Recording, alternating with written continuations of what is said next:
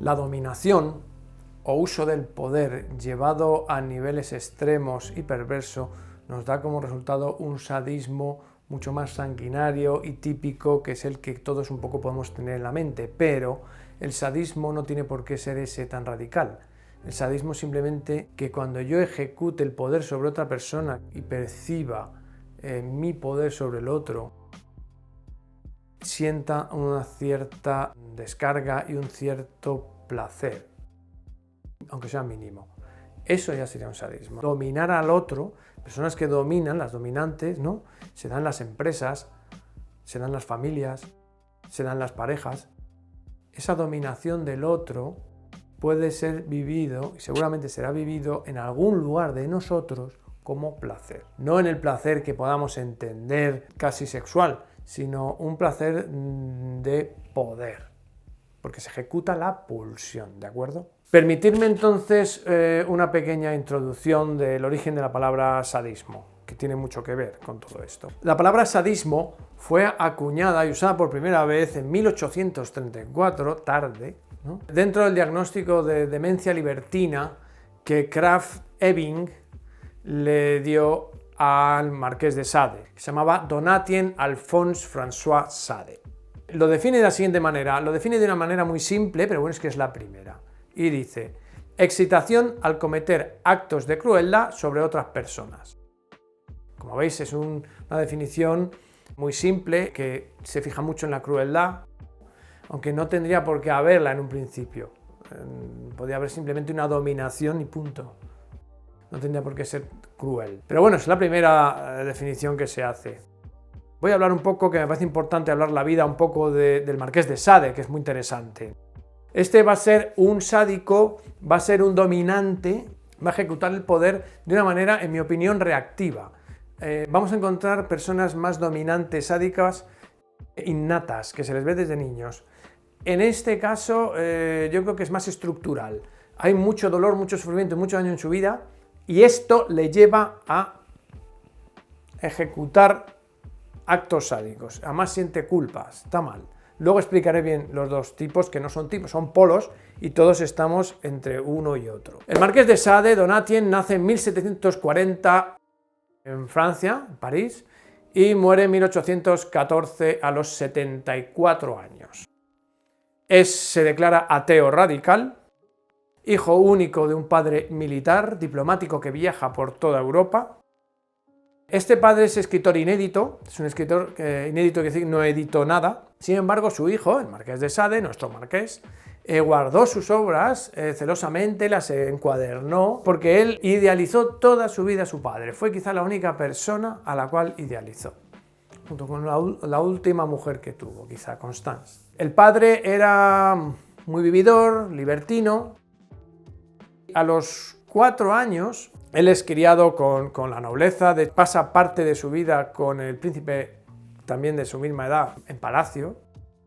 Y a los 4 años, como el padre tiene que viajar mucho, el padre y la madre le meten en el castillo, convento, ahora no recuerdo el nombre, con su abuela y sus tías, que eran tremendamente devotas y tremendamente religiosas. Ahí está hasta los 10 años. Aquí va a tener la ambivalencia enorme de la abuela y las tías, y del tío Aldons, hermano del padre, que era el abad, pero que era muy libertino. Su tío le va a acompañar toda su vida, bueno, hasta que muere el tío. Se va a guardar correspondencia con él. Tanto el tío como el padre eran amigos de Voltaire. Voltaire era un ilustrado de la época de las luces de la Ilustración, donde empieza a pujar y a primar la razón frente a la religión, que era un momento de crisis y de conflicto. El marqués de Sade idealizó mucho a su padre, aunque le vio poco. Sin embargo, fue la única persona a la cual no devaluó prácticamente nunca, y a la cual siempre intentó agradar. El padre de nuestro marqués de Sade era orgulloso, algo libertino, no toleraba para nada el sometimiento jerárquico abusivo, ni la adulación de los altos cargos, ni del rey. Esto, en un principio, aunque tuvo éxito y hizo dinero, al final le fueron quitando privilegios por no someterse a la nobleza, ¿no?, y a los grandes poderes. Sade, nuestro marqués, multiplicaría por 10 este rasgo. La madre, curiosamente, cuando se va con el padre, dejando a nuestro marqués con 4 años en este castillo, acompaña al padre a lo largo de Europa, pero sin embargo 2 años más tarde, cuando el marqués tiene 6 años, ella vuelve, pero no vuelve con su hijo. No, ingresa en un convento, en París, y ya quedará allí. Esto nos podemos hacer una idea del daño que significa para un hijo único que anda moviéndose de tíos y abuelos, que su propia madre de repente renuncia a él, a su amor, a su cuidado, en pro de algo que es una entelequia, o sea, que es un concepto, que es Dios. A partir de aquí genera un odio férrimo hacia todo lo religioso. No entiende cómo es que su madre le traiciona y le abandona a favor de una idea. Y ya va a marcar un odio reprimido enorme, que posteriormente va a aparecer en su sadismo. Claramente, en todos sus actos va a haber un componente religioso enorme, con crucifijos, etc. Y va a haber un rechazo grotesco. Si alguien quiere investigar en internet, es que no lo he querido poner, que es demasiado, hay una denuncia en la policía de una prostituta, es real, está por internet, y donde describe todo lo que hacía y le pedía el marqués a esta prostituta. Y es tremendo todo lo que le pide, y además se ve claramente el odio, el rencor que tenía hacia la iglesia, ¿no? El clero. Aquí empezamos a encontrar la ambivalencia entre la visión del padre y el tío, más libertinos, más vividores, ¿no?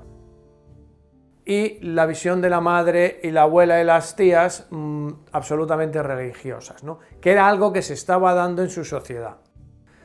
Esa ambivalencia, ¿no? Donde estaba lo religioso todavía de una manera muy potente que arrastraba desde el medievo, pero ya empezaban a aparecer los ilustrados, el cuestionamiento, el romanticismo, ya empezaba a aparecer la razón frente a la religión.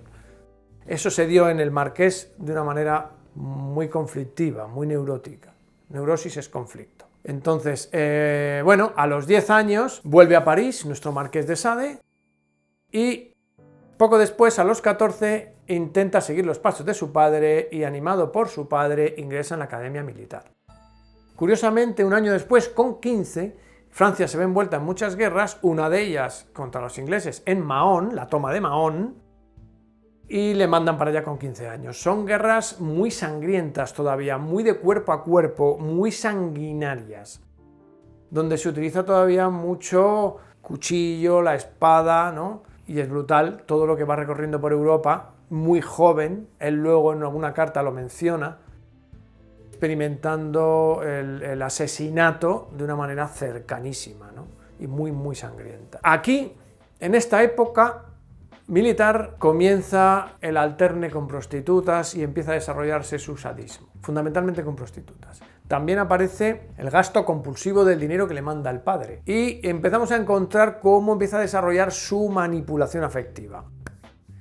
Voy a traer como ejemplo una carta que escribe un superior suyo al padre, en base que se había gastado en un día todo lo que le había llegado. Y es interesante cómo vemos el marqués cómo manipula. La carta de superior, que es el marqués de Payán, versa lo siguiente: Donatien Sade ha recibido mis reproches, los que les había dado él, con tanta dulzura que me ha desarmado.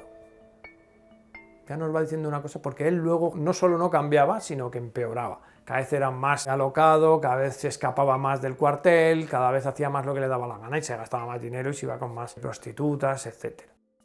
Sin embargo, sabía manipular emocionalmente muy bien a los demás. Pero se ve su conflicto interno y su idealización del padre, porque en una carta que manda a su padre, dice: usted, que es tierno y mi mejor amigo, el único amigo que no me ha fallado nunca. Los demás no se podrán considerar nunca amigos, todos fallan. En esta carta vemos cómo se mueve entre la idealización y la demonización, es decir, excepto el padre que le salva, es el ideal eterno, ¿no? Aparte que como le ve poco, a veces va a París a verle, etcétera, pero le ve poco. Le tiene en un pedestal.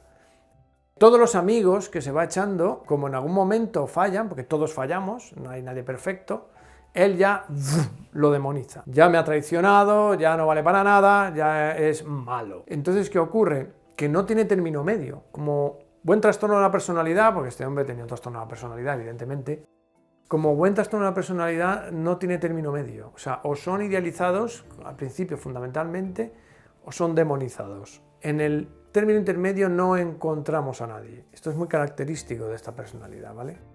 En otra de sus cartas dice: Padre, le pido 1000 perdones por mis actos reiterados. Espero que algún día logre ser correcto y pueda satisfacer sus aspiraciones puestas en mí. Sin embargo, me veo incapaz de satisfacer o halagar a otros superiores, para hipócritamente conseguir su aceptación o algún favoritismo. Aquí vemos un poco también el rasgo del padre, que él lo está repitiendo. Durante esta época encontramos en el Marqués de Sade momentos donde ejecuta su sadismo como si estuviera alienado, poseído, ¿no?, por la pulsión que se enciende y salía a buscar presas, como Dr. Jekyll and Mr. Hyde, y luego en otro momento había autorreproches hacia sí mismo, no entendía qué le pasaba y se sentía culpable. Es decir, era un individuo que además de todo lo que hizo sufrir, también sufría él. Eternamente estuvo sufriendo mucho su conflictiva interna. Por eso digo que es muy estructural, no es tan innato, no es el típico psicópata al desalmado frío, ¿no? Otro hecho que supone un daño infligido hacia el Marqués de Sade es que él, estando enamorado de Laurais de Vaqueiras, con quien se quería casar, ha de rechazarla y obedecer el mandato paterno, el padre, que sin embargo le sigue idealizando, y casarse con una noble que se llama René Pellange, con la que va a tener 3 hijos. A los 23 años se casa, posteriormente tiene los 3 hijos. Sin embargo, mantiene el respeto y la idealización hacia el padre. Bueno, como comentaba, con René va a tener 3 hijos, mientras desarrolla ya de una manera bestial, porque la palabra es bestial, su sadismo. Pero a los pocos meses de casarse ya está viajando a París, que vivía en una villa al lado, para contactar con mujeres, con prostitutas, etc. De hecho, debido a esto fue encarcelado innumerables veces. No solo por la monarquía, sino también después por la República, ya que él estuvo justo viviendo la Revolución Francesa, toma de la Bastilla. 27 años de los 74 estuvo encarcelado en cárceles como eran en aquella época. De hecho, algunas eran muy pequeñas, desarrolló un peso mórbido, se quedó medio ciego, fue degenerándose físicamente mucho. De hecho, en la toma de la Bastilla fue condenado a la guillotina, pero en el último momento fue liberado, hubo unos apaños allí y salió. Y le llevaron a un asilo para enfermos mentales, donde Constance, su última mujer, le cuidó hasta el fin de sus días. La mujer René se cansó, evidentemente, le rechazó, le desheredó, por así decirlo, y René le cuidó, incluso le leía sus libros en este asilo para enfermos mentales, donde estaba bastante bien cuidado. Un día, esto es importante, escribe el marqués algo que ya nos hace darnos cuenta de lo consciente que era de todo lo que le había pasado en su vida. Dice: creí, desde que tuve razón, que la naturaleza y la fortuna se habían unido para colmarme con sus dones. Lo creí porque otros cometieron la estupidez de decírmelo. Y este prejuicio ridículo me hizo altivo, despótico e iracundo. Pareciera como si todo debiera ceder ante mí, como si el universo entero debiera entender mis caprichos, y como si a mí no me correspondiese más que concebirlos y satisfacerlos. Un peligro que encerraban los principios que, con todo ímpetu, dejaban germinar en mí. Fijaros cómo él identifica claramente ese endiosamiento que le habían hecho al principio, porque además es hijo único, ahí con los nobles, con el rey, con el príncipe, luego fue tratado como otro príncipe en el castillo, fue adulado constantemente y agasajado. Sin embargo, no le estaban dando algo que él realmente necesitaba más, que era que su papá y su mamá estuvieran con él. Vemos pues que el Marqués de Sade tendría por lo menos en gran parte un componente de dominación y de poder y de esa pulsión sádica adquirida como venganza, como trauma fijado, ¿no? Que se repite una y otra vez, pero que jamás soluciona porque no tiene la máquina del tiempo. Se ejecuta fuera en prostitutas, pero no vale para nada, más que para satisfacer la pulsión, en el fondo descargar esa necesidad de venganza y a la vez de poder. Podemos pensar quién representaba, ¿no? Esa prostituta, ¿no? Pues a lo mejor era el odio hacia la madre, ¿no? A lo mejor era el odio hacia la religión. Bueno, ahí hay muchas visiones, porque él mismo puede estar ahí, o puede, en fin, ya entraríamos en Lacan, pero ahí no vamos a ir. Un beso a todos desde Leros y chao.